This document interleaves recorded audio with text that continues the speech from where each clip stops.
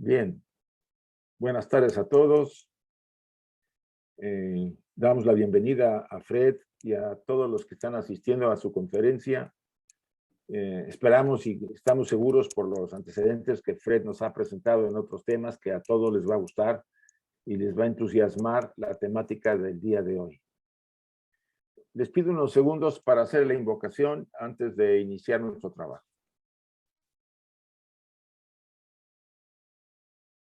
Oh vida oculta que vibras en cada átomo. Oh luz oculta que brillas en cada criatura. Oh amor oculto que todo lo abarcas en la unidad. Que cada ser que se sienta uno contigo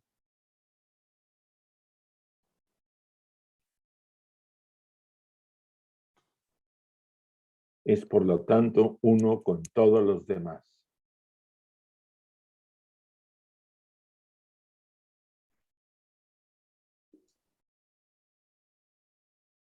Así sea y gracias.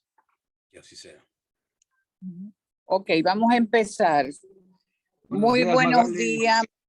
La Federación Teosófica Interamericana, hoy domingo 15 de mayo, le da la bienvenida a todos nuestros hermanos presentes en este trabajo que llevamos domingo tras domingo. Hoy tendremos al hermano Fred Fernández, quien es un hermano de Puerto Rico, un estudiante de teosofía muy dedicado, quien los hemos tenido otras veces en otras charlas que han sido maravillosas. Te damos la bienvenida, Fred, en esta mañana con una charla que constará de 2 partes. Y hoy, 15 de mayo, es la primera parte. Le anunciaremos cuándo será la segunda parte. Esta charla tiene por título Ciencia Moderna y Sabiduría Antigua y Relatividad. Así es que después de superar todos los inconvenientes, le voy a pedir al hermano Fred Fernández que tome los micrófonos en nombre de la Federación Teosófica Interamericana. Los recibimos con mucho cariño a todos. Y Fernando Torrijos, un honor tenerte en esta mañana hoy, en este momento. Gracias. Adelante, Fred. Saludos a todos. Estamos en la víspera de Wesak, que es el Festival del Buda, en donde él junto con el Bodhisattva irradian a la humanidad con luz, con la idea de ir despejando la ilusión y ayudar a la humanidad.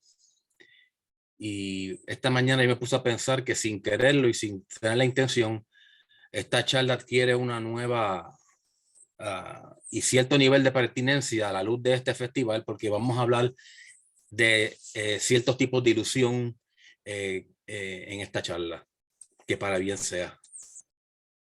Les pido su anuencia un poco porque nos vamos a coger quizás unos 10, 12 minutos por encima de la hora. La charla ha sido preparada con mucho cuidado y yo creo que bien valdría la espera por lo que vamos a poder compartir en esta charla. Aquí, pues, como dijo Magali, el título es el que está en pantalla y queremos ver cómo la ciencia moderna se está acercando cada vez más a la sabiduría antigua. Y como primer tema de análisis, vamos a utilizar la teoría de relatividad de Einstein.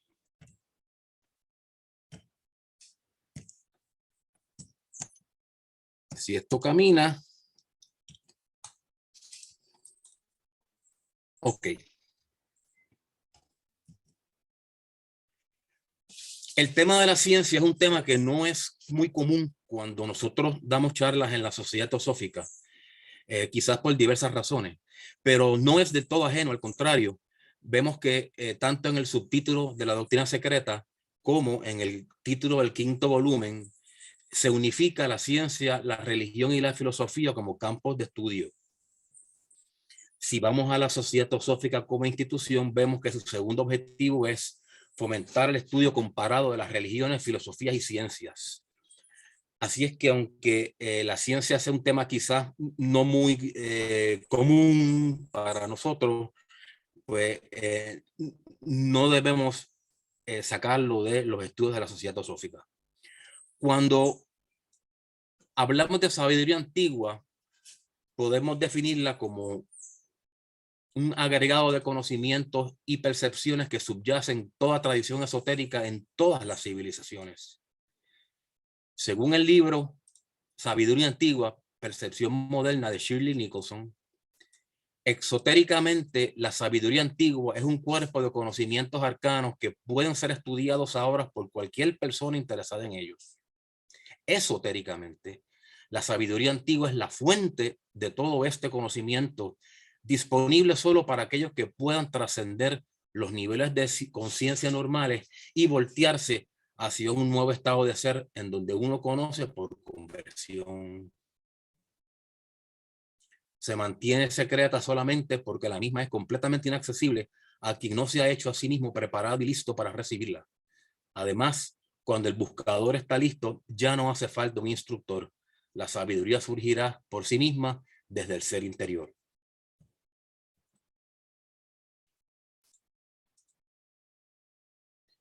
En su texto, la autora Nicholson expone, y esto lo dice con una elocuencia tal que hay que citarlo, no se puede parafrasear. Y citamos: las ideas teosóficas pueden ser conectadas más ampliamente con los avances en el pensamiento contemporáneo y por consiguiente demostrarse que dichas ideas son relevantes en el mundo de hoy. Estas ideas teosóficas, aunque podrían de primera intención presentarse como abstractas, son realidades en la naturaleza y en nosotros mismos, las cuales podemos experimentar de primera mano, al menos en parte. Podemos ver cómo el pensamiento mundial se va abriendo cada vez más a las ideas teosóficas. Pareciera ser que en todos los campos, junto al materialismo continuo, podemos encontrar tendencias características de la sabiduría antigua, desde la medicina hasta los rituales, pero muy en especial en la ciencia. Una especie de espiritualización parece estar empapando el pensamiento moderno. Esta tendencia está todavía a la vanguardia de la cultura contemporánea, ciertamente no aceptada aún por la mayoría. Sin embargo, en un tiempo donde palabras como holismo y karma se han convertido en parte del léxico común, cuando los científicos están yuxtaponiendo la física con el misticismo, cuando millones de personas practican la meditación, no podemos menos que impresionarnos ante cuán penetrantes han sido ciertas ideas de la sabiduría antigua. Seguimos citando. No ha sido fácil asimilar a la literatura teosófica estas nuevas tendencias. Ha habido pocos escritores que han percibido y articulado los principios antiguos que están apareciendo bajo un ropaje nuevo. Como hiciera claro K.F. Kunz en la década de los 40 y 50, la unión con el pensamiento moderno puede hacerse con los principios teosóficos, las ideas metafísicas arrolladoras y no tanto con los detalles y elementos específicos. Aunque los principios teosóficos en sí no dependen de ningún desarrollo nuevo y los mismos se sostienen como verdades eternas para aquellos que conocen, sigue siendo de ayuda observarlos en el punto donde coinciden con el pensamiento moderno. Escribo como un estudiante de teosofía que une, hasta donde sea posible, la sabiduría antigua con el desarrollo moderno, tratando de presentar la verdad antigua en un contexto del siglo actual. Estas ideas no están limitadas a la literatura teosófica y esotérica que salió en las postrimerías de los siglos XIX y en el siglo XX, pero que más bien se pueden encontrar en innumerables fuentes, tanto antiguas como modernas. Espero que este esfuerzo ayude a algunas personas de pensamiento moderno a asimilar las verdades perennes de la teosofía, así como también ayudar a algunos teósofos a apreciar cuán modernas y relevantes en realidad son las doctrinas antiguas. Cierro la cita. Palabras con luz. Esto resume el propósito de esta charla. El estudio de la teosofía implica no solo sabiduría antigua, sino también un ciclo de crecimiento en conocimiento y entendimiento, el cual reemerge continuamente. En el mundo de hoy, esto debe incluir el campo de la ciencia de forma preeminente. Haciendo una retrospección a HPV y el surgimiento de la teosofía, nos damos cuenta de que sería prácticamente imposible replicar hoy esa enseñanza de forma directa. La ciencia incorporada en los escritos teosóficos del siglo XIX inevitablemente aparecería como anacrónica a un científico contemporáneo. Este hecho, sin embargo, presenta una paradoja interesante. Es cierto que la ciencia ha cambiado enormemente desde los días en que HPV escribió y que muchos de sus comentarios acerca de la ciencia ya no son válidos por virtud de tales cambios. Por otro lado, la ciencia moderna acepta ahora como correctos muchos de los conceptos de HPV. ¿Cómo han de reconciliarse estas dos situaciones? Tal vez ellas surgen como un acertijo y no se amerita ninguna discusión subsiguiente. Sin embargo, tal vez lo que ha provocado la paradoja es la falta de discusión sobre el asunto. Y yo quiero enfatizar esta última oración. Esta paradoja quizás la ocasiona la falta de discusión sobre el asunto. Con una nota al calce, debemos indicar que en el año 1938 se realizó una gran labor relacionando la ciencia y la teosofía. Esto en honor al 50 aniversario de la publicación de la Doctrina Secreta. Este trabajo fue revisado y publicado en 2 volúmenes bajo el título Donde la teosofía y la ciencia se encuentran, un estímulo al pensamiento moderno. Y fue editado por el señor D.D. Kanga.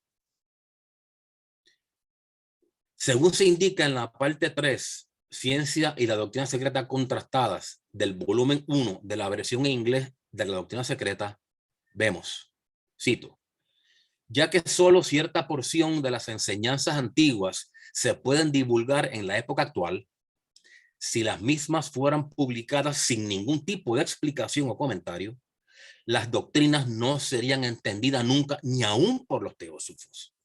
Por tal razón, ellas deben ser contrastadas con las especulaciones de la ciencia moderna. Los axiomas antiguos deben ser yuxtapuestos con las hipótesis modernas y dejar que el lector sagaz las compare. Eso lo dice la Doctrina Secreta.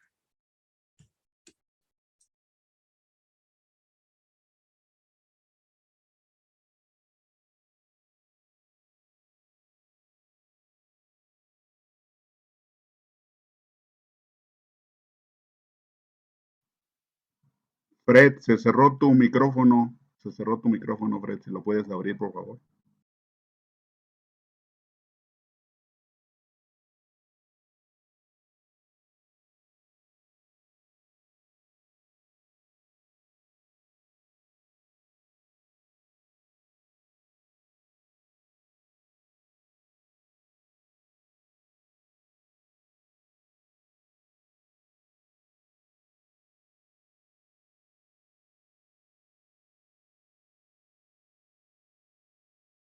Tenés que verlo arriba. Vas con el mouse arriba y ahí se despliega. El micrófono está arriba ahora. Sí, ya se abrió. A ver, habla, Fred. Ok, ¿me oyen ahora? Sí, ya. Ok. Gracias. Ok.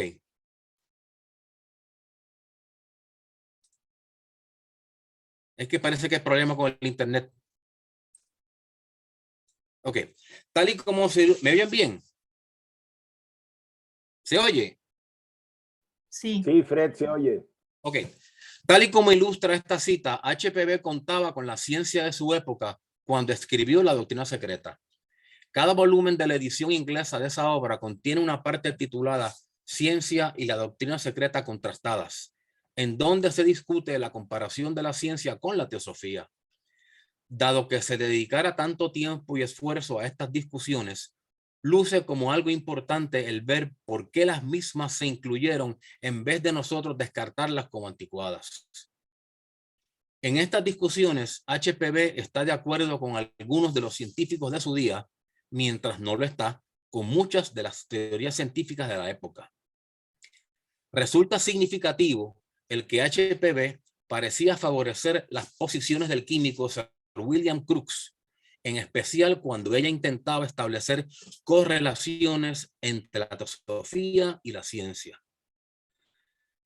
HPV estableció una amistad con Crookes y visitó su laboratorio junto con H.S. Olcott. La importancia de Crookes estriba en que su trabajo condujo a J.J. Thomson en el 1897 a descubrir el electrón e identificar y medir la razón de su carga eléctrica a su masa. Este fue un paso importante en el desarrollo del modelo Bohr del átomo allá para el año 1913. Esta diapositiva demuestra cuál es el modelo Bohr del átomo. Si este modelo estaba correcto, sus electrones moviéndose en una órbita en particular alrededor del núcleo del átomo pudiera de repente desmaterializarse y aparecer en otro lugar. Uno de los problemas con este modelo era que solo funcionaba para el átomo de hidrógeno. Para el 1926, Erwin Schrödinger corrigió esta dificultad, al menos en parte, mediante la mecánica cuántica. El tema de la mecánica cuántica lo trataremos en otra charla, pero vamos a aprovechar esta oportunidad para resaltar cuál es la importancia del átomo. Veremos más adelante, en esta charla no, pero en otras charlas subsiguientes, que la importancia estriba en que quizás ahí estriba la fuente de la conciencia física que se manifiesta a través del cerebro biológico. Es un tanto irónico el que haya sido dentro del campo de la física, la cual ha sido considerada como la ciencia concerniente a los aspectos prácticos y básicos, en donde se han generado los avances mayores en esta correlación entre ciencia y teosofía. Sondando profundamente dentro del corazón de la materia en un intento por descubrir su estructura interna y lo que subyace a ella, el físico de nuestro tiempo ha evidenciado cómo desaparece ante sus propios ojos el sentido común y el mundo sólido de la percepción a la cual hemos estado acostumbrados. Esto ha sobrevenido mayormente mediante el desarrollo de la teoría de la relatividad y el surgimiento de la mecánica cuántica. La primera cuestiona las ideas tradicionales sobre el espacio, el tiempo, la energía y la materia, mientras que la segunda rompe con la creencia acerca del determinismo y la independencia o desvinculación del observador con lo observado.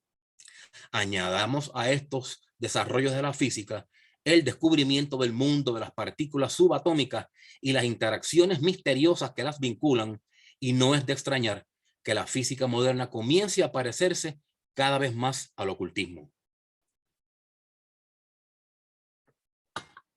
Aunque los físicos en general todavía están cautelosos acerca de las implicaciones metafísicas de su ciencia, algunos de ellos han sido bastante francos con respecto a esto. Por ejemplo, David Bohm, reconocido como una autoridad en mecánica cuántica, ha presentado una teoría que trata a la totalidad de la existencia, incluyendo la materia y la conciencia, como un todo. Las ideas de Bohm acerca del orden implicado que él sostiene subyacen el orden explícito de los fenómenos observables, constituyen un gran paso adelante hacia las enseñanzas esotéricas. Otros físicos, impresionados por el paralelismo entre la nueva física y el misticismo oriental, han comenzado a escribir libros señalando estas correlaciones. Un excelente ejemplo de esto es el libro El Tao de la Física por Fritjof Capra. Los de ustedes que les interese este tema de la ciencia y la teosofía, les sugiero ese libro. Excelente libro. Dado que es mediante la teoría de la relatividad y mediante la mecánica cuántica que se han logrado los mayores avances en la transformación de la ciencia hacia el ocultismo, sin entrar en aspectos muy técnicos, exploraremos la teoría de la relatividad y sus implicaciones esotéricas. En una charla subsiguiente haremos lo propio con la mecánica cuántica. Al inicio de la física moderna sobresale la extraordinaria hazaña intelectual de Albert Einstein. En trabajos publicados en el año 1905, Einstein dio inicio a dos tendencias de pensamiento que fueron revolucionarias. Una fue su teoría especial de la relatividad y la otra fue la teoría de los fenómenos atómicos, la cual representó una manera nueva de ver la radiación electromagnética y que se convertiría en pilar de la teoría cuántica. La teoría cuántica en su totalidad se trabajó alrededor de 20 años después por un equipo completo de físicos. Sin embargo, la teoría de la relatividad fue construida completamente por Einstein mismo. Él solo lo hizo. Sus publicaciones en los albores del siglo XX representan monumentos intelectuales imponentes, el equivalente a las pirámides de la civilización moderna. Einstein creía firmemente en la armonía inherente en la naturaleza y su más profunda preocupación a lo largo de su vida científica fue encontrar una base unitaria en la física. Él comenzó a dirigirse en esta dirección, construyendo un marco común para la electrodinámica y la mecánica, dos teorías separadas en la física clásica. Este marco se conoce como la teoría especial de relatividad. La misma unificó y completó la estructura de la física clásica, pero a la misma vez presupuso cambios drásticos en los conceptos tradicionales de espacio y tiempo y socavó uno de los fundamentos del mundo newtoniano. De acuerdo a la teoría de la relatividad, el espacio no es tridimensional y el tiempo no es una entidad separada de este. El espacio y el tiempo ambos están íntimamente conectados y constituyen un continuo de 4 dimensiones, el espacio-tiempo. En la teoría de la relatividad, nosotros no podemos hablar acerca de espacio sin hablar del tiempo y viceversa. Más aún, no existe un flujo universal de tiempo como el modelo newtoniano. Observadores distintos ordenarán eventos en el tiempo de forma diferente si ellos se están moviendo a velocidades diferentes relativo a los eventos observados. En tal caso, dos eventos que son vistos como que están ocurriendo simultáneamente por un observador pueden ocurrir a diferentes secuencias de tiempo para otro observador. Toda medición que conlleve espacio y tiempo, por tanto, pierde su significado absoluto. Énfasis hecho aquí. Toda medición que conlleve espacio y tiempo, por tanto, pierde su significado absoluto. En la teoría de la relatividad, el concepto newtoniano de un espacio absoluto como el escenario de fenómenos físicos es abandonado, así como el concepto de tiempo absoluto. Tanto el espacio como el tiempo se convierten en meros elementos del lenguaje que un observador en específico utiliza para describir el fenómeno observado.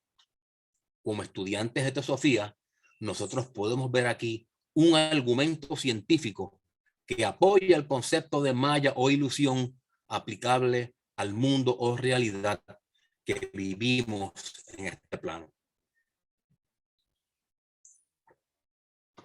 Los conceptos de espacio y tiempo son tan fundamentales para la descripción de los fenómenos naturales que sus modificaciones suponen una modificación del marco en que nosotros utilizamos para describir la naturaleza. La consecuencia más importante de esta modificación es la comprensión de que la masa no es otra cosa que una forma de energía. Aún un objeto en reposo tiene energía almacenada en su masa y la relación entre ambas la da la famosa ecuación E es igual a mc cuadrado, en donde c es la velocidad de la luz. En su nivel más básico, esta ecuación nos dice que la energía y la masa es un término técnico para describir la cantidad de materia que tiene algo. O sea, masa y materia son sinónimos. Esta ecuación nos dice que la energía y la masa o la materia son intercambiables. Son formas diferentes de la misma cosa. Bajo las condiciones propicias, la energía se puede convertir en masa y viceversa. El primer ser humano en la historia que conocemos que dice eso fue Albert Einstein. En el mundo de la ciencia. Hagamos una pausa para abundar un poco sobre este concepto presentado por Einstein de que la energía y la materia son equivalentes y transmutables. La teoría de la relatividad ha tenido una influencia profunda sobre nuestra visión de lo que es materia, obligándonos a modificar nuestro concepto de ella. En la física clásica, la masa de un objeto se había asociado siempre con una sustancia material indestructible, con alguna cosa de la que todo estaba hecho. La teoría de la relatividad demostró que la masa no tiene nada que ver con ninguna sustancia, sino que la misma es una forma de energía. La energía es una cantidad dinámica asociada con actividad o con procesos y por consiguiente con movimiento. El hecho de que la masa sea equivalente a cierta cantidad de energía significa que ya no podemos ver la masa como un objeto estático, sino que debemos concebirla como un patrón dinámico, como un proceso que involucra a la energía que se manifiesta a sí misma como dicha masa. Se desprende de esto que la masa se puede descomponer en energía o que puede venir a ser a partir de energía. Este venir a ser es un eufemismo para decir la palabra crear, pero en la ciencia usar la palabra crear no es muy cómodo porque siempre se asocia con religión, pero ya se está hablando de venir a ser.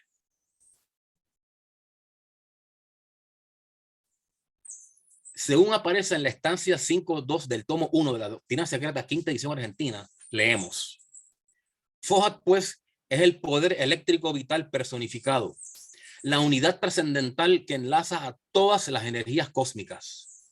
En su aspecto secundario, Fohat es la energía solar, el fluido eléctrico vital o la electricidad. En el 1882, el presidente de la Sociedad Teosófica, el coronel Olcott, fue criticado por asegurar en una de sus conferencias que la electricidad es materia. Tal es, sin embargo, la enseñanza de la doctrina oculta. La fuerza, la energía, pueden ser nombres más a propósito para ella, mientras la ciencia europea sepa tan poco respecto a su naturaleza verdadera. Eso lo dijo Olcott. Que la ciencia europea en aquella época desconocía la naturaleza verdadera. Sin embargo, es materia, del mismo modo que lo es el éter, puesto que es atómica y si llega a varios grados de distancia de aquel. Parece ridículo arguir que porque una cosa es imponderable para la ciencia, no pueda ya ser llamada materia. La electricidad es inmaterial en el sentido de que sus moléculas no se hallan sujetas a la percepción y al experimento. Sin embargo, puede ser, y el ocultismo dice que es atómica, por lo tanto es materia.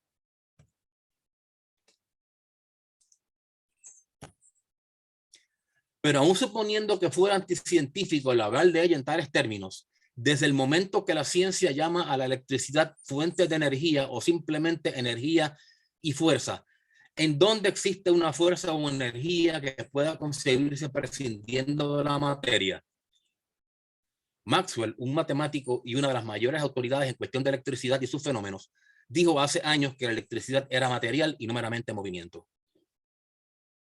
Si aceptamos la hipótesis de que las sustancias elementales están compuestas de átomos, no podemos evitar la consecuencia de que la electricidad también, tanto positiva como negativa, está dividida en partes elementales definidas que se conducen como átomos eléctricos. Eso cita de Faraday en una conferencia en 1881. Faraday y Maxwell fueron los dos científicos que descubrieron el campo electromagnético, los que descubrieron que alrededor de un campo eléctrico que fluye se genera un campo magnético. Y eso dio el traste con el concepto de fuerza de la época de Newton. Nosotros vamos aún más allá y aseguramos que la electricidad no solamente es sustancia, sino que es emanación de una entidad, la cual no es ni Dios ni diablo, sino una de las innumerables entidades que rigen y guían nuestro mundo de acuerdo con la eterna ley del karma. Resulta sorprendente el paralelismo entre lo que plantea H.S. Olcott y lo que establece la teoría de Einstein con respecto a la energía y la materia, que son lo mismo. La separación en dos polos no existe en la naturaleza. sino que la misma es el resultado de la tendencia de nuestra mente, particularmente la mente occidental, de separar las cosas y ponerles etiquetas que acentúen las distinciones. Nuestra lógica de dos términos requiere que algo sea esto o aquello, uno o el otro, mientras que el punto de vista oriental tiende a incluirlos ambos. Nuestras mentes hacen dicotomías y establecen dualidades por medio de las cuales vemos la naturaleza, la cual exhibe unicidad y no tiene rupturas. En el mundo de la ciencia, Einstein demostró la unidad de dos cosas aparentemente dispares, materia y energía. Al Einstein demostrar que la materia puede ser convertida en energía, el mundo de la física moderna es ahora mucho más compatible con la idea de la existencia de realidades metafísicas de lo que lo era la idea de un mundo mecánico y materialista del siglo XIX. Dado que existen muchos tipos de energía y estados de la materia, la doctrina esotérica de la existencia de varios estados finos de materia y energía se hacen ahora más plausibles para la ciencia. Por lo tanto, la física ha abierto las puertas a la posibilidad de la existencia de reinos o campos imperceptibles para el ser humano actual.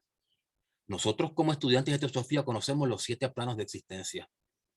La ciencia ahora comienza a empezar a aceptar esto, gracias al trabajo pionero de Albert Einstein.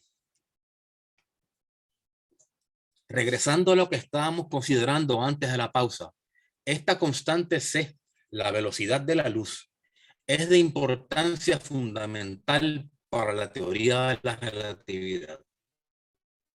Cuando se describan fenómenos físicos que involucren velocidades que se acerquen a la de la luz, tal descripción deberá tomar en consideración la teoría de la relatividad. Esto aplica en particular a los fenómenos electromagnéticos, de los cuales la luz es solo un ejemplo. Los fenómenos electromagnéticos llevaron a Einstein a la formulación de su teoría. En el 1915, Einstein propuso, déjeme hacer un paréntesis aquí, antes de continuar. Según testimonios de la esposa de Albert Einstein tenía en su biblioteca personal los textos Isis sin velo y la doctrina secreta. Y según ella, el libro predilecto de Einstein era Isis sin velo. Los dejo a ustedes con esa información. En el 1915, Einstein propuso su teoría general de relatividad, en donde el marco de la teoría especial se extiende para incluir la gravedad, esto es, la atracción mutua de todos los cuerpos masivos.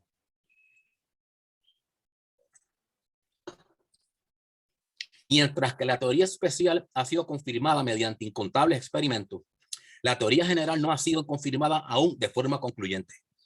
Sin embargo, por mucho es la teoría de gravedad más aceptada, consistente y elegante, y la misma es la más utilizada por la astrofísica y la cosmología para describir el universo como un todo.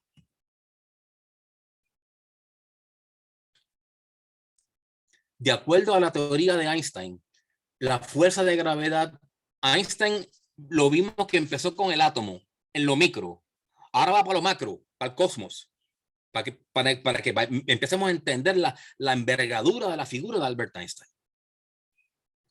De acuerdo a la teoría de Einstein, la fuerza de gravedad tiene el efecto de curvar el espacio y el tiempo. Esto significa que la geometría de Euclides ya no es válida en tal espacio curvo, tal y como la geometría de 2 dimensiones de un plano no puede aplicarse a una esfera. En un plano podemos dibujar un cuadrado, pero en una esfera no, ya que las reglas de la geometría de Euclides no se sostienen en superficies curvas.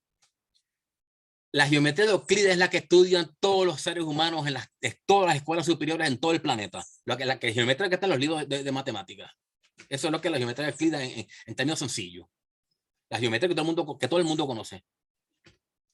De la misma manera, podemos definir un espacio curvo tridimensional como uno en donde ya no es válida la geometría de Euclides. La teoría de Einstein nos dice ahora que el espacio tridimensional es en realidad curvo y que tal curvatura es causada por el campo gravitacional de cuerpos masivos. Donde quiera que haya un objeto masivo, como una estrella o un planeta, el espacio a su alrededor exhibe una curvatura y el grado de curvatura depende de la masa del objeto. Como el espacio no puede separarse nunca del tiempo y en la teoría de la relatividad, el tiempo también es afectado por la presencia de la materia. Dicho tiempo fluyendo a ritmos diferentes en diferentes partes del universo. La teoría general de relatividad de Einstein, por tanto, abole los conceptos de espacio y tiempo absoluto. No solo todas las mediciones que envuelvan espacio y tiempo son relativas, sino que la estructura completa del espacio-tiempo depende de la distribución de la materia en el universo y el concepto de espacio vacío pierde su significado. Este señor transformó la ciencia y la mente humana utilizando la ciencia como su herramienta de trabajo. Para un estudiante de teosofía, ¿qué relevancia tiene la trilogía de espacio, tiempo y velocidad de la luz que presenta Einstein? ¿Cómo se puede esto correlacionar con lo presentado por la teosofía? El espacio, el movimiento y el tiempo son de las pocas cosas que rebasan todas las fronteras y tocan todo lo que existe. No existe nada que no esté en movimiento, sea este perceptible o no. El espacio está donde quiera y el tiempo es una parte intrínseca de toda existencia. Lo que nosotros conozcamos o experimentemos del movimiento, espacio y tiempo son solo las apariencias externas de un misterio más profundo que la subyace, ya que la teosofía nos enseña que ellos son atributos de una realidad no material, el uno. En la doctrina secreta, HPB proclama que ellos son tres aspectos del absoluto: espacio absoluto, movimiento absoluto y duración, que es la forma en que ella le llamaba entre paréntesis, tiempo absoluto. En las cartas de los Mahatmas, estos tres aspectos representan en sí la realidad que todo lo genera. Todo fenómeno procede del espacio, duración y movimiento.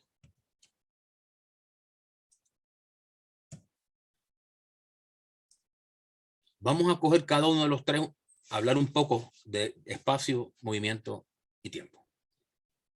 En el sentido metafísico que utiliza HPB, el espacio es la única cosa eterna que era y siempre será. Nuestra forma usual de percibir el espacio desde una perspectiva tridimensional es engañosa. Nosotros somos el punto de referencia para medir distancias. Vemos el espacio como que se aleja de nosotros.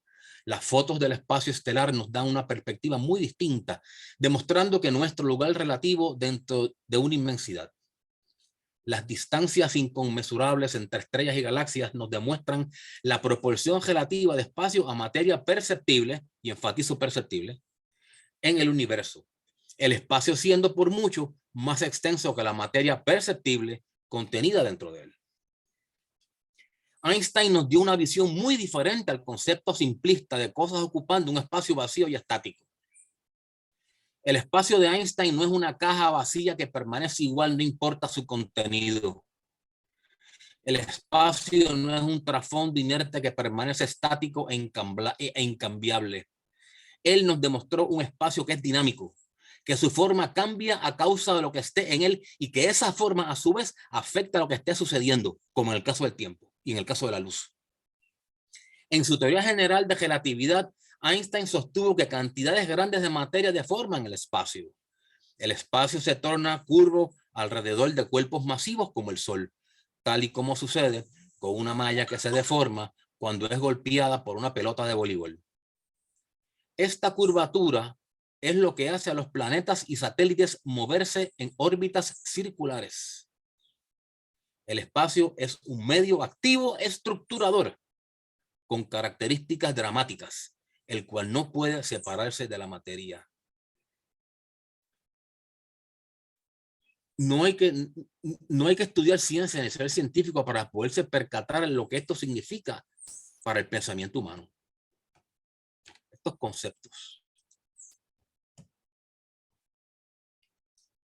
De acuerdo al físico Mahmoud Nafosi, el espacio vacío no está vacío, sino que está compuesto de partículas espaciales. Las pongo entre comillas. Interesante los eufemismos. Partículas espaciales. Estas partículas componen el tejido cuantizado del espacio, lo que se denomina como el campo unificado. El tejido cuantificado del espacio es como si fuese una malla, una red, en cuadritos, en pedazos, en cuantos, en espacios pequeños. Las interacciones continuas de estas partículas espaciales, las unas con las otras y con otras partículas subatómicas, ocasionan perturbaciones en el espacio. Estas partículas espaciales pasan parte de su masa a otras partículas, llevando esto a producir cambios en la geometría del tejido espacial. Dice Fossi, cito, durante el siglo XX los científicos aprendieron que el espacio no es la nada. Primero Einstein demostró que el espacio tiene una estructura, el mismo es flexible y puede estirarse. Luego los científicos descubrieron otras propiedades del espacio. Por ejemplo, se crea materia y antimateria en el laboratorio de forma rutinaria a partir del espacio en sí como fuente de energía. Ya se está creando materia. Obviamente que duran fracciones de segundo, porque la ciencia está comenzando, pero de Einstein para acá se ha destapado una olla que está hirviendo vigorosamente y destapando muchísima información. De hecho, ahora existe evidencia de que en el espacio puede poseer cierta cantidad de energía propia, de un tipo previamente desconocido. Ya la ciencia está aceptando que en el espacio hay energía desconocida que se puede usar para crear. Lo han hecho en el laboratorio. Si esto es así, el espacio podría inclusive tener peso. Descubrir las propiedades del espacio queda como uno de los problemas más profundos e importantes de la ciencia moderna. Eso lo hizo un físico. Entender la naturaleza y las características de las partículas fundamentales que componen el tejido del espacio es la suprema nueva frontera de la física. Nada puede existir fuera del tejido del espacio, incluyendo a los fotones. Los fotones son las unidades de luz, los cuantos de luz, la partícula más pequeña de luz que se conoce. Veremos en otra charla que la luz está compuesta por partículas y por ondas, pero no entremos en eso ahora. Un fotón es una partícula, la partícula más pequeña de luz. Ni eso puede existir sin el tejido del espacio. Vamos a indagar un poquito más en esto del tejido del espacio. En la enciclopedia teosófica, bajo el término éter, encontramos lo siguiente. Éter en la física, durante el siglo XIX, muchos físicos postularon la existencia de una sustancia intangible que permeaba el espacio, incluyendo la materia contenida en él. Se le atribuía ser el medio por el cual la luz se transmitía, ser el responsable por los efectos que operaban entre objetos a distancia como los planetas, y se sugería que el magnetismo pudiera ser un efecto del éter. Desde el 1900, el concepto de éter fue descartado cuando Albert Einstein demostró que el éter era innecesario, toda vez que el continuo espacio-tiempo podía acomodar las propiedades que se le habían atribuido con anterioridad al éter. Esto puede sonar como una paradoja viniendo de Einstein. La postura de Einstein con respecto al éter cambió con la teoría general de relatividad. En el 1920, Einstein dijo: podemos decir que de acuerdo con la teoría general de relatividad, el espacio está dotado con cualidades físicas. En este sentido, por lo tanto, existe un éter. Acorde con la teoría general de relatividad, el espacio sin éter es impensable, ya que en tal espacio no solo no habría propagación de luz, sino que tampoco habría la posibilidad para la existencia de estándares para el espacio y el tiempo, ni por lo tanto ningún intervalo de espacio-tiempo en el sentido físico. Se está aceptando que esto no solamente la luz, sino el tiempo, espacio-tiempo, no existiría sin el éter. Otro científico contemporáneo a Einstein nunca dudó del éter, al punto de decir que toda la materia proviene de la sustancia primaria, el éter lumínico. Le dicen lumínico porque el éter permitía la propagación de la luz. Esto dijo este señor Nikola Tesla, el padre de la electricidad, de la corriente alterna, que si lo hubiesen dejado y si no lo hubiesen marginado y lo hubiesen quitado el financiamiento por los grandes intereses de su época, es posible que la humanidad en este momento tendría electricidad gratis para todo el planeta. Ese era el sueño de este señor y lo hubiese logrado si no lo hubiesen marginado y lo hubiesen acorralado.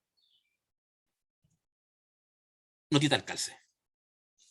En el volumen 1, parte 2, sección 3 de la versión en inglés de la doctrina secreta, leemos: Éter, este proteos hipotético, una de las ficciones representativas de la ciencia moderna, la cual sin embargo fue aceptada por mucho tiempo, es uno de los principios inferiores de lo que llamamos la sustancia primordial, akasha en sánscrito, uno de los sueños de antaño y que se ha convertido ahora en un sueño de la ciencia moderna. Eso lo dijo la doctrina secreta. Para el ocultista, tanto el éter como la sustancia primordial son una realidad. Para ponerlo de forma sencilla, éter es la luz astral y la sustancia primordial es akasha. En el lenguaje moderno, a este último, akasha, se le podía denominar mejor como ideación cósmica espíritu, al primero, éter, como sustancia cósmica materia. Estos, el alfa y el omega del ser, no son sino dos facetas de una existencia absoluta.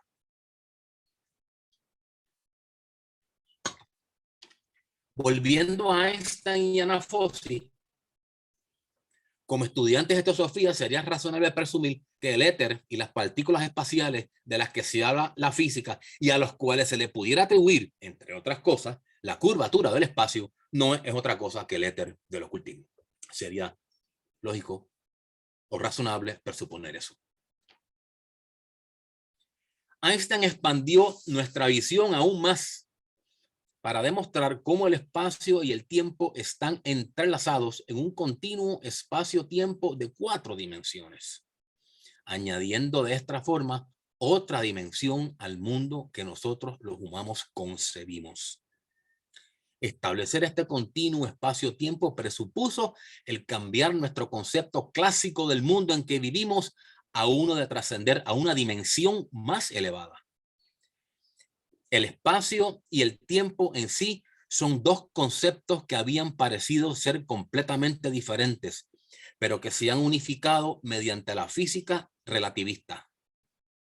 Esta unidad fundamental es la base del concepto de la unificación de opuestos que menciona la teosofía y la sabiduría antigua en general. Vemos que Albert Einstein eliminó o balanceó dos pares de opuestos. Masa y energía lo unificó y espacio y tiempo los unificó. Esta gráfica es una representación de lo que sería 4 dimensiones. No se sientan mal si no lo entienden, eso no lo entendemos ninguno de nosotros. Cuando le preguntaron a Einstein, describa qué son 4 dimensiones, él dijo lo siguiente: imagínese un punto. Usted alarga ese punto y lo convierte en una línea. Encorva esa línea y la convierte en un círculo. Tuerza el círculo y conviértelo en una esfera. Entonces, perfore, atraviese con una perforación la esfera. Esta fue la definición de Albert Einstein de 4 dimensiones, que es lo que trata de ilustrar este gráfico.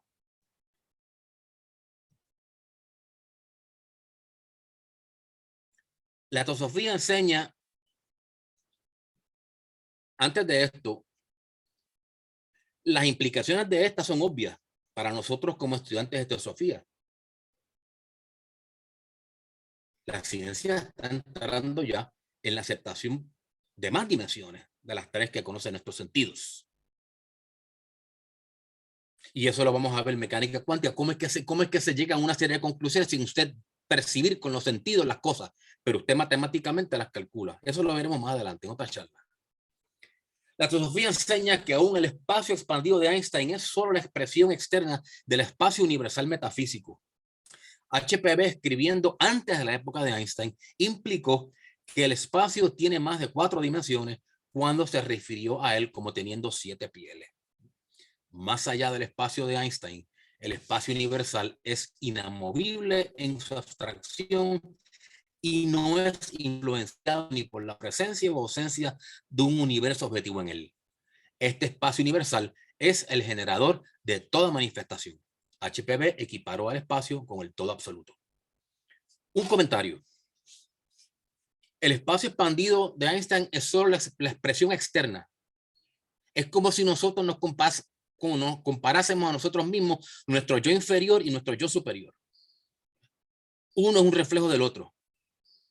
El otro, el espacio que habla Blavatsky, pues es inamovible en su abstracción y no depende de ningún objeto en él, contrario al espacio de Einstein. Pero estamos hablando de que uno es la expresión externa del otro. Los dos están correctos, obviamente, cada cual en su conciencia. El Einstein haber revolucionado el concepto de espacio dentro del mundo científico abre las puertas para un subsiguiente desarrollo de la mente humana conducente al desarrollo, al aumento en espiritualidad y expansión de conciencia, y lleva a la ciencia a acercarse más a las realidades que en este momento no se consideran como parte de la verdad científica. Así de grande yo entiendo que es el trabajo de Einstein. Dentro del campo de la ciencia. Su área de trabajo en la ciencia, no es otra. Movimiento. Vamos a hablar algo del movimiento. El segundo atributo del absoluto, el movimiento, es inescapable. Donde quiera que miremos, en cualquier nivel del ser, no encontraremos nada que esté quieto o en reposo. No importa si lo percibimos o no, el mundo a nuestro alrededor e inclusive nosotros mismos estamos en un constante estado de movimiento, violento o tenue, el cual continuará fundamentalmente por siempre. Tanto la ciencia como la teosofía tienen mucho que decir con respecto al movimiento perpetuo en el universo, y ambas están de acuerdo en algunos puntos esenciales. Hablando acerca del movimiento en el mundo material que conocemos, HPV afirmó que es una ley fundamental del ocultismo de que en la naturaleza no haya descanso ni cese de movimiento. Hablando desde el punto de vista de un físico contemporáneo, Fritjof Capra afirma que la materia nunca está quieta y siempre está en movimiento. La física ha demostrado que no podemos concebir la materia como tal sin movimiento. Anticipando esta visión, aunque escrito hacia finales del siglo XIX, en una época en donde a la materia se le consideraba muerta e inerte y que requería de la aplicación de una fuerza externa para ponerle en movimiento, se dice en las cartas de los Mahatmas: no hay átomo que esté en un estado absoluto de reposo. Eso dice la carta 88. Esto es en la secuencia cronológica. Carta 88 en la edición que es orden cronológico de las cartas. También Einstein reconoció que vivimos en un universo dinámico en donde todo está en movimiento perpetuo. Un universo donde todo tuviese, citamos a Einstein, un universo donde todo tuviese la tendencia de suspender su propio movimiento se convertiría pronto en un universo muerto, destituido de toda vida o actividad. Pero las investigaciones científicas demuestran que en lo infinitamente pequeño, al igual que en lo infinitamente grande, todo es movimiento. No encontramos nada que esté en reposo. Siendo esto así, al movimiento debe considerársele como la condición natural, al igual que real, de la materia. Un estado de las cosas que no requiere explicación por parte de nosotros, ya que surge desde la constitución misma del universo. Es la esencia misma de la existencia. Einstein no fue un científico corriente y común.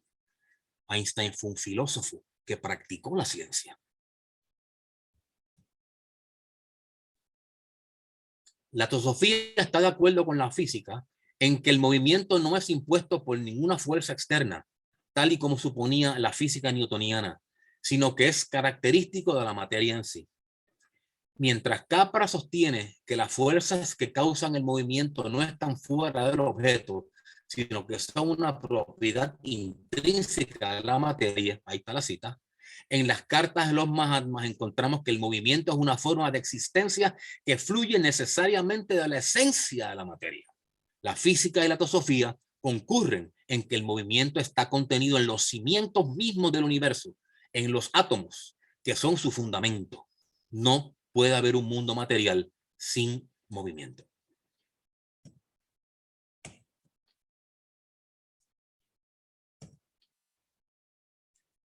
Desde el punto de vista de la metafísica teosófica, el movimiento no solo es una característica esencial de todo lo material, sino que también es la base para las múltiples formas de energía en el mundo.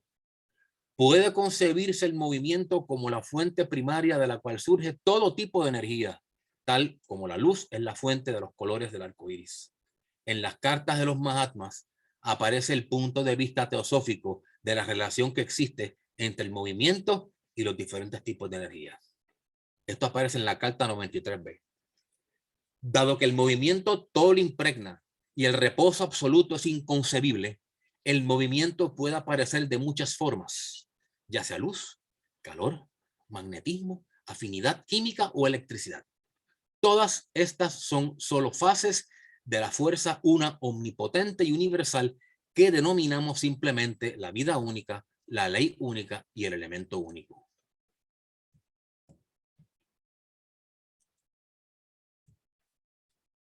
La búsqueda de una teoría de campos, lo que llaman en inglés un field theory, la búsqueda de una teoría de campos unificado que ate la fuerza de gravedad, las fuerzas electromagnéticas y la energía nuclear sugiere que los científicos que han surgido a partir de Einstein le dan credibilidad a este concepto de una fuerza unitaria, tal y como postula la filosofía esotérica. La ciencia, la física ya está yendo a buscar ese uno, esa fuerza una, que tanto ha postulado la teosofía y la sabiduría antigua por tantos siglos, quizás milenios. Hemos visto que no solo las partículas están en movimiento constante, sino que los objetos, las vidas y los seres a todos los niveles están siempre en movimiento y cambiando. Dice el físico Capra, vemos al cosmos como una realidad siempre en movimiento. Ahí está la cita. En las cartas de los Mahatmas se nos da una idea del efecto del movimiento en la formación del mundo como lo conocemos cuando se nos dice: materia, fuerza y movimiento son la trinidad de la naturaleza física objetiva, así como la unidad, el espíritu materia, lo es para la naturaleza espiritual o subjetiva.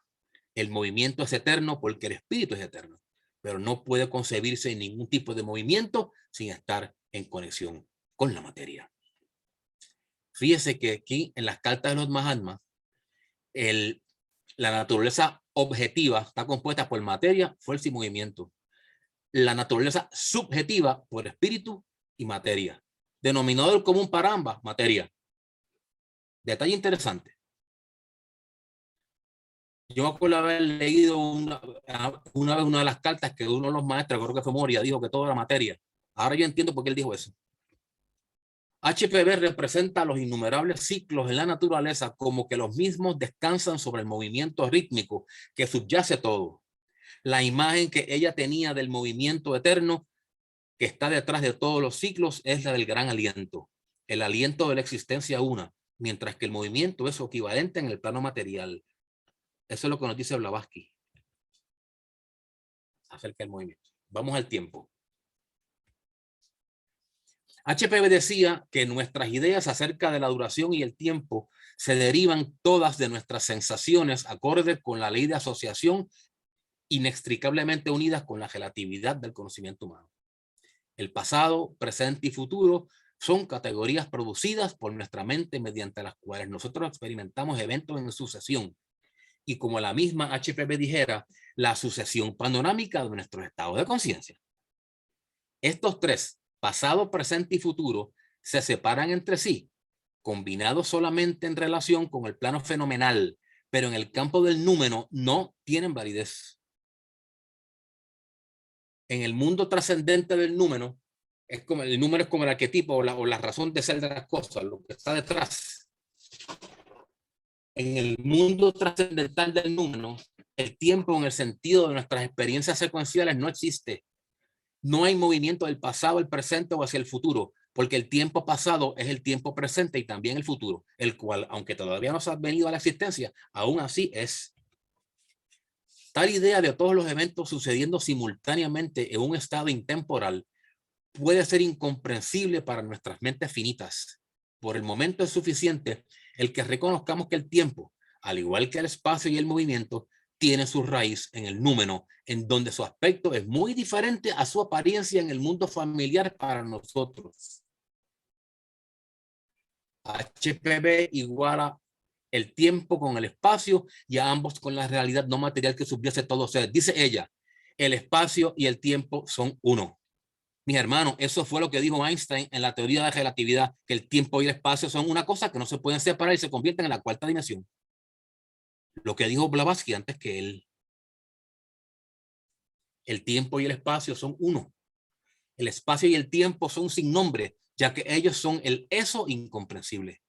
Aunque la fuente del tiempo pueda ser sin nombre, de todos modos HPV le da uno, duración. Así como HPV le llama el tiempo. Por eso yo le puse tiempo absoluto ahorita cuando hablamos de duración. HPV concibe el tiempo en el mundo manifestado de forma diferente al flujo lineal y en una dirección que se produce en nuestras mentes. Repetidamente, ella habla de ciclos, de un ir y venir periódico de universos y seres que van pasando por etapas de desarrollo. Luego regresan al punto de partida solo para repetir el patrón. Esta visión cíclica, la cual es típica de la filosofía oriental, aparece una y otra vez en la doctrina secreta, en donde se visualiza la manifestación a todos los niveles como periódica, recurrente, de un flujo y retorno rítmico. Toda la naturaleza, desde las galaxias hasta las células, operan bajo este principio y el mismo también es el patrón de crecimiento y desarrollo humano. Nuestra experiencia ordinaria del tiempo contrasta con el sin tiempo todo abarcador de la duración, así como también con la visión cíclica. Para nosotros el tiempo luce como un río que fluye desde el pasado hacia el futuro. Los eventos parece que ocurren en una sucesión interminable de momentos que se mueven dejándonos atrás. El presente inmediato parece haber surgido del pasado y como que desvanece hacia el futuro, siempre hacia adelante. Este concepto, el cual está basado en la visión newtoniana del mundo, repercute en nuestra actitud hacia la vida. Podemos pensar que el tiempo se nos acaba y que debemos apresurarnos para poder hacer todo lo que queremos o necesitamos. Este proceder puede ser perjudicial a nuestra salud física, emocional y mental. El filósofo francés Henri Bergson concebía el tiempo como un flujo continuo y no segmentado. El tiempo verdadero, el tiempo no cronológico, consiste de un presente siempre en movimiento, eternamente fluyendo, el cual contiene a su propio pasado.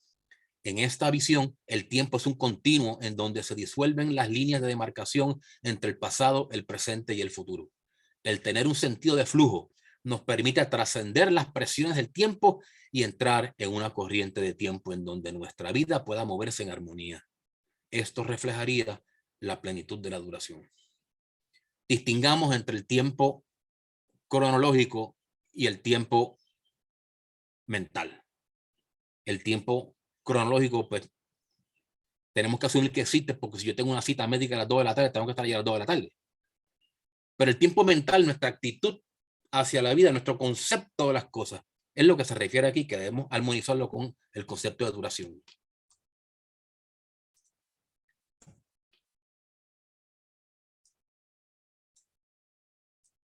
HPV, junto con muchos filósofos, veía que el tiempo como una sucesión de eventos, al menos una propiedad de nuestra mente como parte de una realidad.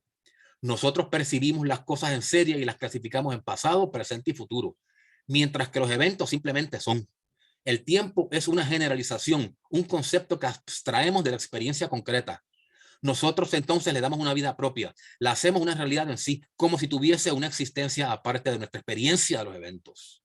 Contrario a la noción del tiempo que fluye, dejándonos atrás mientras nosotros permanecemos estacionarios y a la saga de los eventos en sucesión, HPV dice que el tiempo es solo una ilusión producida por los sucesivos estados de conciencia a medida que nosotros nos desplazamos por la eterna duración. Esa es la mejor definición de tiempo que podemos nosotros encontrar. El tiempo es solo una ilusión producida por los sucesivos estados de conciencia a medida que nosotros nos desplazamos por la eterna duración. Nuestra tendencia fuerte a ordenar las cosas en secuencia influye en nuestra percepción del mundo, y nuestro sentido lineal de tiempo rompe con el panorama integral de cambios entrelazados que tiene la naturaleza.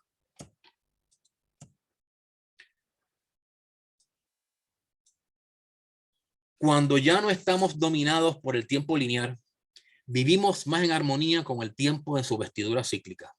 Vivir en armonía con los ciclos es estar en armonía con la naturaleza del universo. No es solamente nuestra percepción del tiempo lo que varía. El tiempo en sí no es constante. La teoría de la relatividad de Einstein demuestra que el tiempo no es absoluto. El mismo se acelera y se desacelera. Se sabe que los cuerpos masivos curvan el espacio y doblan la luz, y que también hacen que el tiempo vaya más despacio. El movimiento también hace que el tiempo vaya más despacio. La presencia de la masa en el universo y el movimiento hace que el tiempo vaya más lento. El tiempo en sí, no nuestro concepto o percepción del tiempo, el tiempo en sí. Eso lo especificó Einstein.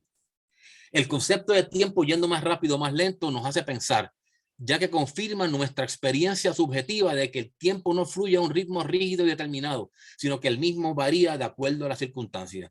¿Cuántos de nosotros no hemos dicho el tiempo se fue volando? Hoy, qué lento se me ha hecho esto hoy. Nosotros por experiencia propia tenemos que el tiempo nos luce más rápido o más lento. Nuestro concepto de tiempo añade un elemento adicional a la ilusión o maya en que vivimos los seres humanos en este plano terrenal.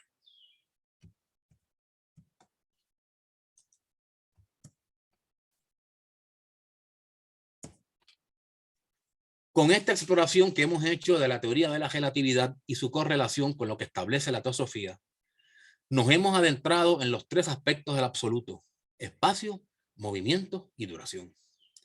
Hemos visto que lo que establece HPV con relación a estos tres elementos ha sido y está siendo objeto de profunda investigación y ponderación filosófica por parte de la ciencia moderna, particularmente la física.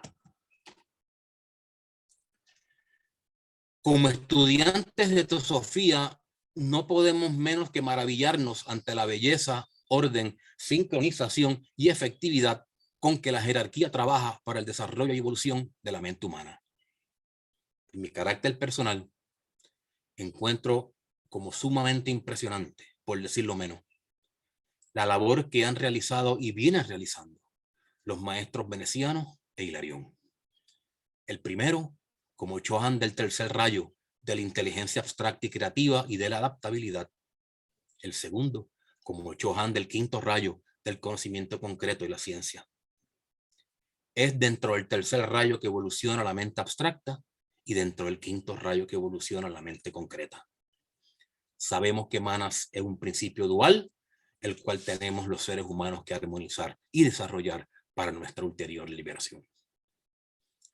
El caso que hemos visto hoy de la relatividad y la figura de Albert Einstein. Albert Einstein representa lo que es la armonía y el trabajo a estos niveles, de la mente abstracta superior y la mente concreta inferior.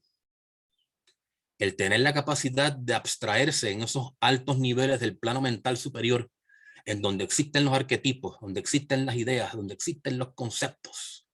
El yo poder captar eso, traerlo a mí y tener desarrollada suficientemente concreta como para organizarlos, sistematizarlos, ponerlos, simbolizarlos en ecuaciones matemáticas. Es lo que, para que otras personas puedan entender eso, eso es lo que es la labor del tercer rayo de armonía. Y a mí no me extrañaría que Einstein fuese un estudiante aventajado de estos maestros, quizá a veces hasta más como estudiante. Como sabemos, estamos en la quinta subraza, la que se denomina teutónica y se caracteriza por el desarrollo de la mente.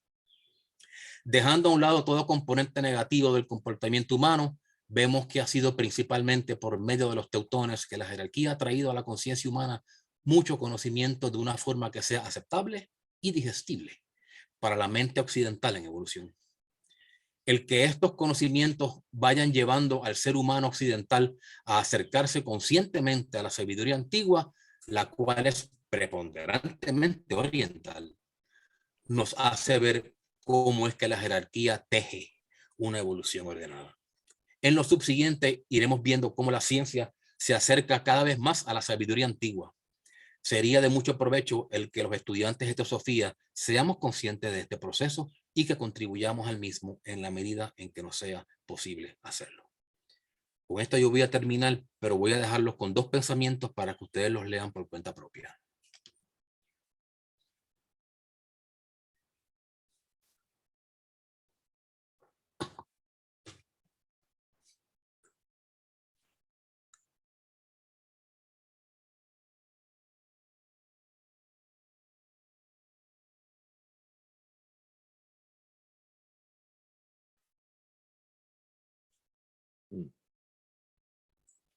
Con esto yo termino, mis hermanos.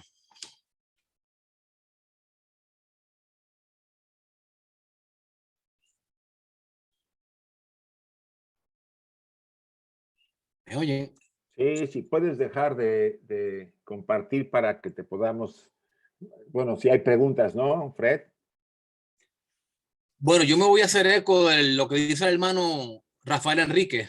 Ustedes pregunten lo que quieran, yo contestaré lo que pueda. Oye, pues yo quiero empezar, yo había levantado la mano, porque algo que me ha sorprendido es que has tocado tú puntos en que de alguna manera ahorita que estamos en el estudio de la doctrina secreta, el primer tomo de Cosmogénesis, en la estancia número 4, cuando tú mencionaste que el maestro y HPV mencionaban que todo es materia, me vino a la mente el tema de lo que dicen los Puranas y que viene ahí en el primer tomo de la doctrina secreta. Estamos hubo dos universos. El primer universo, el noumenal, con un espacio de separación de 4.300 millones de años donde Brahma descansó, y el siguiente universo, el fenomenal, en el que estamos. El primero es de la luz y espiritual, y el siguiente es de materia. ¿Qué significa? Que en este universo está activado, porque la materia noumenal que viene del primer universo estaba activado por vamos a ir para Brahman y Mula Prakriti, o sea, los dos.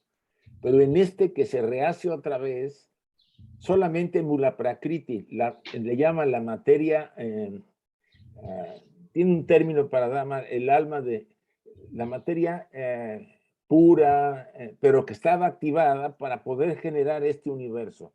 Por lo menos, si no he podido explicártelo como me hubiera gustado, sí te quiero decir que has clarificado con ese momento por qué este universo es de materia, como dicen los instructores y HPV. Es una materia ya activada con lo espiritual, pero que viene del anterior cosmos.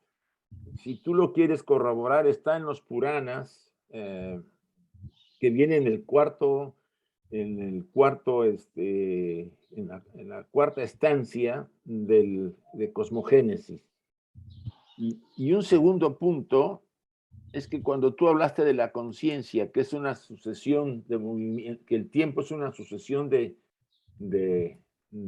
movimientos de la conciencia, ¿no? Estados de conciencia que se van moviendo. Lo interesante ahí es que si no hay segundo logos, o sea, espíritu, materia, las dos polaridades, no habría la conciencia para ver la sucesión de tiempo. O sea, el segundo logos determina nuestro estado de conciencia, porque incluso dice Blavatsky, si no hay polaridad, no hay universo, no hay vida. O sea, el espíritu y la materia, al estar separados, generan toda esta visión de conciencia del cosmos.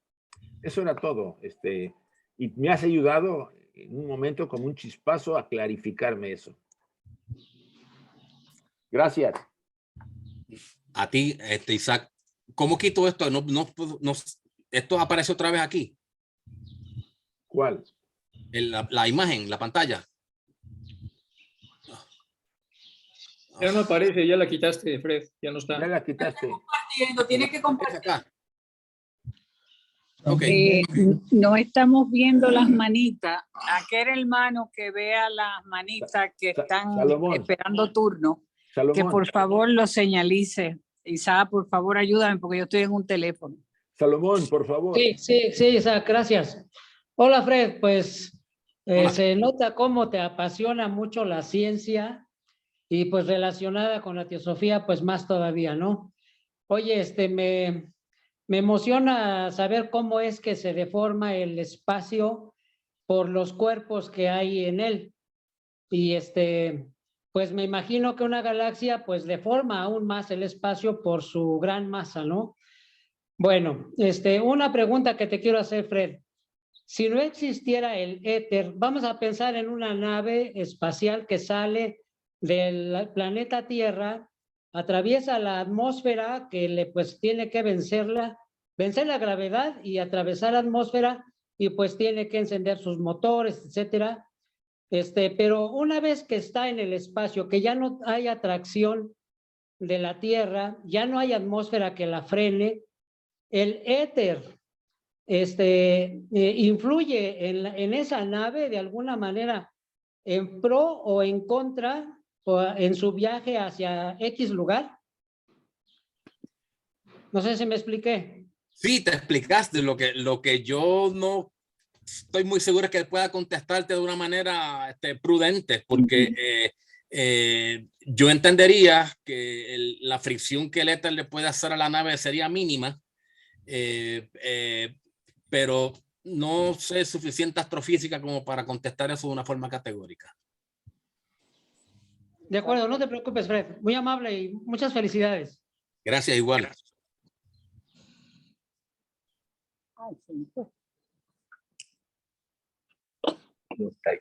Entonces Porque no se ha caído esto.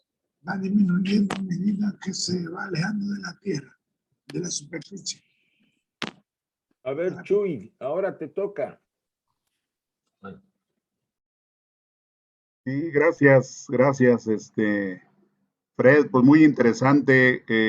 Para mí siempre ha sido una ilusión conocer todo este tipo de eventos en cuestión de los viajes interestelares, de viajes en el espacio, por qué se cree que han venido, vamos a llamarle personas de otros mundos y viajan en tiempos muy cortos.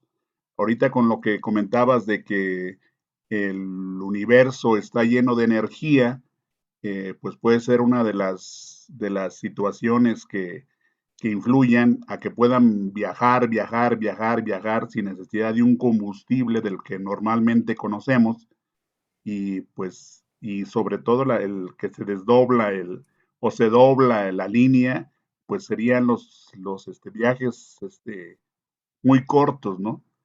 Bien interesante, te agradezco, Fred, me diste un panorama gigantesco de todo esto y pues siempre con la inquietud de seguir viviendo este proceso, ¿no? Gracias, Fred.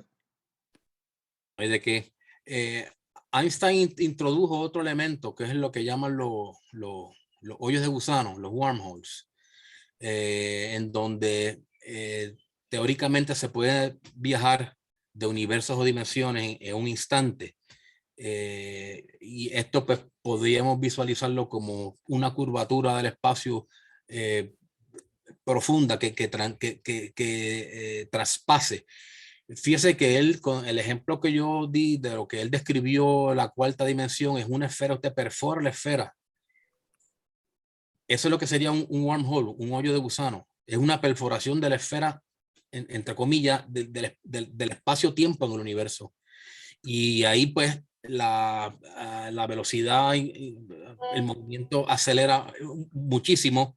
Y al estar ya entramos en dimensiones que nosotros desconocemos, pues no sería de extrañar la transportación cuasi instantánea.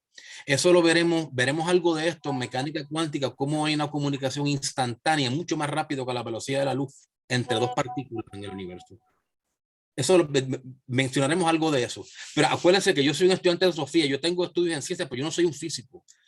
Yo no puedo entrar en aspectos técnicos de física teórica porque yo no soy un físico.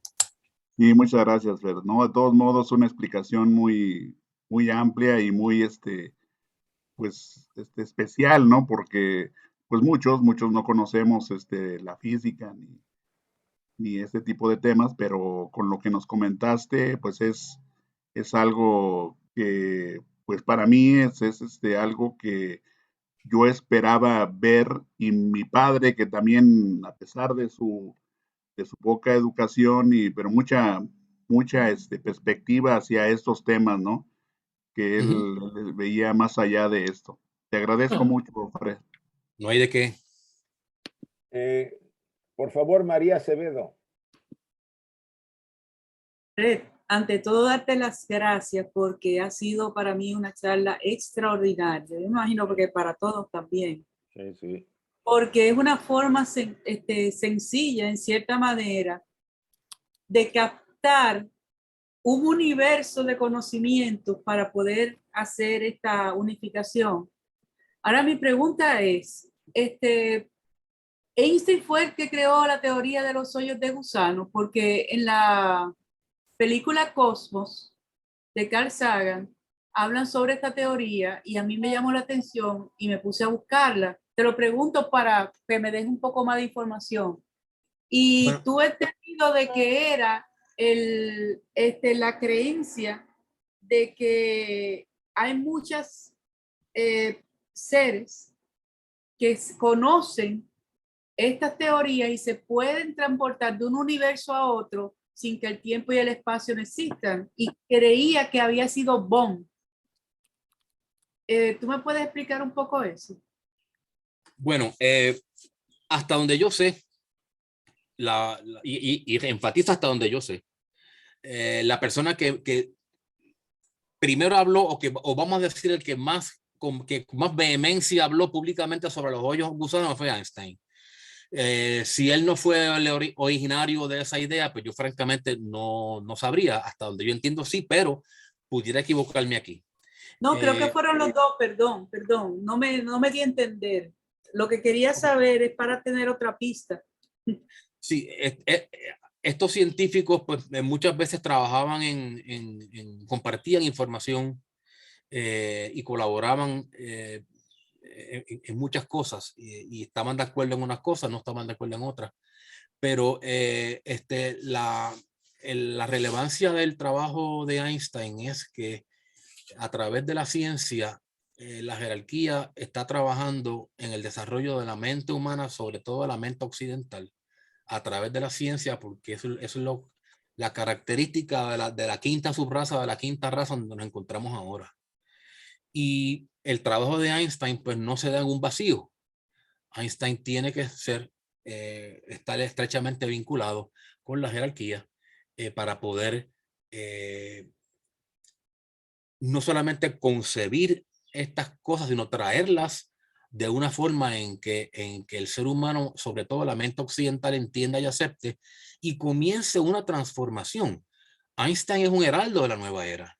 Lo que pasa es que su área de trabajo es la ciencia. Claro. Y tiene que comunicarse a través de la ciencia y tiene que llegar a las mentes científicas, que las mentes científicas son las que, para bien o para mal, influyen en el poder que se ejerce sobre el planeta, tanto militar como económico, como político. Y para lograr una transformación de la mente humana tiene que haber un convencimiento de ciertos conceptos y ciertas cosas que si lo dejamos a la filosofía o a la religión, pues se quedan cortos. Ya en el momento que se trae en el mundo de la ciencia, entonces los escépticos dicen, oh, eso lo dijo el científico tal, debe ser verdad. Y en ese sentido es que yo veo esta labor de transformación de la mente humana en comenzar a cambiar los paradigmas de las ideas que tenemos, el concepto que tenemos del mundo, de la vida, de la naturaleza y de nosotros mismos. Y ahí es que yo veo el trabajo pionero de Einstein. Gracias. Gracias. Ricardo Coutinho, por favor, y después Luis Tejeda. Sí, gracias, Isaac. Fred, pues muchas gracias por tu estudio. Creo que sí nos motivaste demasiado a a expandir nuestra conciencia y nos motivas a seguir nuestro estudio. A mí me llena de entusiasmo saber que la ciencia cada día más está acercándose más a las enseñanzas antiguas, a la teosofía, a lo que nos dijo HPB y muchos otros teósofos y muchos otros maestros desde hace miles de años.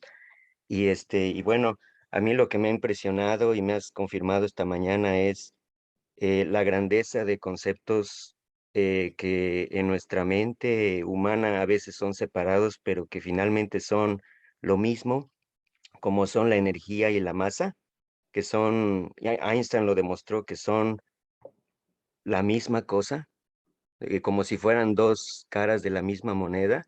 Y Correcto. y por otro lado, el espacio-tiempo. Lo que vino a hacer Einstein fue a romper el modelo clásico de la física newtoniana, ¿verdad? Claro. Al decirnos el espacio y el tiempo son maleables, son elásticos, no son rígidos, no son absolutos, todo es cambiante en el universo, todo es movimiento en el universo. Y hablando de movimiento, y tú lo mencionaste, me viene a la mente, y lo hemos estudiado con Isaac los lunes, el gran papel que juega Foucault en esto, cuando endurece a los átomos y les impregna de toda esta energía de Akasha. Ahí está el movimiento, ¿no? Y Claro. nada en el universo hemos estudiado está estático y muerto. Entonces todo está lleno de energía, todo está lleno de espíritu, materia, y eso es lo que creo que nos está abriendo un poquito más nuestra conciencia. Muchas gracias, Fred. No hay de qué. Gracias. Luis Tejeda, por favor, después Rafa. Tu micrófono, Luis. Isano, que hasta dónde llegamos con las preguntas para dejar descansar al hermano. Yo creo que hasta Rafa acabamos. Ok, perfecto, gracias. Está también Enrique. Bueno, pues. Pues hasta Enrique lo dejamos, por favor. Vale. Gracias. Gracias, Fred, por la maravillosa exposición, realmente muy esclarecedora. Yo tendría alguna pregunta, y era que en alguna forma, con las fórmulas de Einstein y las bases que leías en las bases de la doctrina secreta, parecía que todo era energía, todo es movimiento o todo es materia, como si fuera que a través de alguna ecuación se pudiera correlacionar. Y eso propició obviamente la búsqueda del campo único, que fue un proyecto que después del proyecto Manhattan duró como 20 o 30 años. Y justamente por la exposición del anterior participante, y por lo que decía Isaac en su exposición del lunes, todo esto tendría un nexo común, cual sea el Foucault.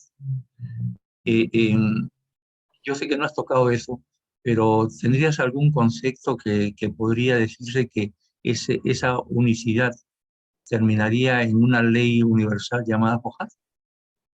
¿En términos científicos o en términos científicos? En términos científicos, claro. Bueno, en términos científicos, no sé si el vocablo Foucault será el aplicable, pero ya hay...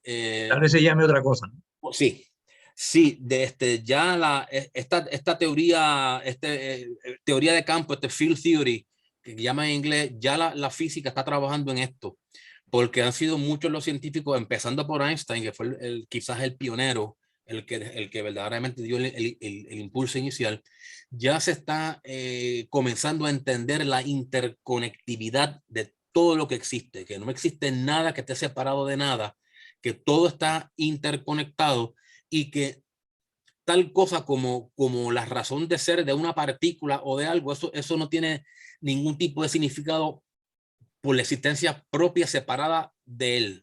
Eso donde más lo vamos a ver es la mecánica cuántica, en donde verdaderamente se integra, en donde se entiende que toda partícula, desde un átomo hasta una galaxia, está todo interconectado en una red única, que es lo que la física está buscando en esa teoría de campo que unifique todos. Ya la física está trabajando en eso. ¿Cuántos avances habrá? Pues lo determinará la historia, el tiempo, como todo en la vida, los avances irán poco a poco, iremos viendo poco a poco que se van aceptando cosas cada vez más, pero sí, ya la física está aceptando este concepto de una ley única, de un concepto único. Sí. Gracias. Y finalmente, Rafa, por favor. Sí, gracias, Isaac. Gracias, Fer, por lo que nos acabas de compartir. Es un gusto y a la vez es luz que nos transmites para entender algo más. La pregunta que quiero hacerte, Fer, Fred, más bien es sobre ¿qué opinas sobre lo siguiente? Considerando la ley de analogía, podríamos encontrar correspondencia con lo que nos acabas de comentar sobre el movimiento eterno o absoluto, espacio absoluto y duración. Podríamos encontrar una correspondencia con una fórmula o una ley básica que nos enseñan en las primeras clases de física en la secundaria, que nos dice que la velocidad es igual a la distancia sobre el tiempo, que aplica para cualquier vehículo, ya sea ferrocarril, una bicicleta, un autobús, o la misma tierra como vehículo que nos va transportando o nosotros mismos. ¿Qué opinas de esa fórmula de la velocidad igual a la duración sobre el tiempo con relación a lo que estás haciendo la comparación? Gracias, Fer. No hay de qué. Fred. Sí. Bueno, si esa velocidad es una velocidad inferior a la de la luz, pues la física de Newton aplica. Y eso de velocidad, distancia sobre el tiempo, pues aplicaría a velocidades relativamente pequeñas comparado a la luz. En el momento en que las velocidades aumentan, pues ya tendríamos que entrar en la física relativista para poder hacer esos cálculos. La importancia para nosotros es, entiendo yo, en nuestro diario vivir, la física de Newton va a seguir aplicando, porque estamos hablando de unas velocidades lentas y de unas distancias cortas. Cuando nosotros vamos al átomo, a lo pequeño, en donde las moléculas y las partículas se mueven a las velocidades de la luz, los fotones, los cuantos eléctricos se mueven a la velocidad de la luz, entonces ya sí, la física de Newton no aplica y tenemos que entrar en otras consideraciones. La importancia de esto para nosotros como estudiantes de teosofía es que es lo que hacia donde más a mí me fascina esto, es que el átomo, lo que sucede a nivel subatómico, va a determinar lo que es la conciencia humana, cómo se ejerce esa conciencia. Y esos movimientos de velocidades de la luz están ocurriendo dentro de nuestro cuerpo. Nosotros somos un macrocosmos de ese microcosmos. Al igual que somos un microcosmos del macrocosmos que está arriba. Y aunque en nuestra vida cotidiana quizás lo que aplique es la física newtoniana, en nuestro aspecto interno de conciencia tenemos ya que tener en cuenta que cómo funciona el átomo, eso puede incidir en cómo es que yo manifiesto una conciencia en este plano físico. Ahí es como yo lo estoy viendo. Y ya estamos entrando aquí en mecánica cuántica, pero yo diría que las dos tienen vigencia, dependiendo de la naturaleza del mundo en que estemos observando. Gracias, Rafa. Gracias, Fred. Enrique, para terminar. Bueno, bajo mi mano. Fred, pues muchas gracias. Felicidades. Muy bien explicado todo. Lo que te preguntaba la chica de Einstein del agujero de gusano es que está el agujero que también se llama Einstein-Rosen, con el judío físico. Y quizá por eso es la equivocación. Y luego no me acordaba yo que en Cosmos estuviera eso, quizá en otro de los libros de Carl Sagan, pero bueno, no es tan relevante, pero al final nos diste una cátedra muy bonita de física, y sobre todo cuando la empalmas con los hallazgos, bueno, con las cosas que HPV comentó al respecto de hace 100 y tantos años. Entonces, pues nada, gracias por invitarme, gracias por la conferencia. No hay de qué, no es necesario dar las gracias. Sí, hay que dar las gracias, hay mucha preparación en lo que hiciste, entonces sí te damos las gracias. Magali. Bueno, vamos a despedir a nuestro querido hermano Fred Fernández. Y bueno, tendrá que aceptar las gracias porque definitivamente ha sido un trabajo Yo sé que las gracias no son necesarias, pero hay veces que hay que hacerlo. Yo sé tu disposición al servicio del trabajo teosófico y sabemos que te tenemos ya muy pronto cuando se abre el nuevo trimestre que vamos a marcar para que irle anunciando las conferencias. Le agradezco en nombre de la Federación a todos los hermanos asistiendo a esta charla, del hermano Fred Fernández, en nombre de la Federación Teosófica. Nos despedimos este domingo llenos de alegría y de sabiduría, porque ha sido una información extraordinaria, comparando lo que dice la teosofía con lo que dice Einstein a través de la ciencia. 1.000.000 de gracias. Gracias, Isaac. Bueno, gracias a todos los presentes y a nuestro presidente. Darle un saludito a Fernando Torrijos, que lo queremos mucho, mucho, mucho y que nos alegra que hoy estuviera con nosotros, y a todos los presentes. Gracias y buenas tardes.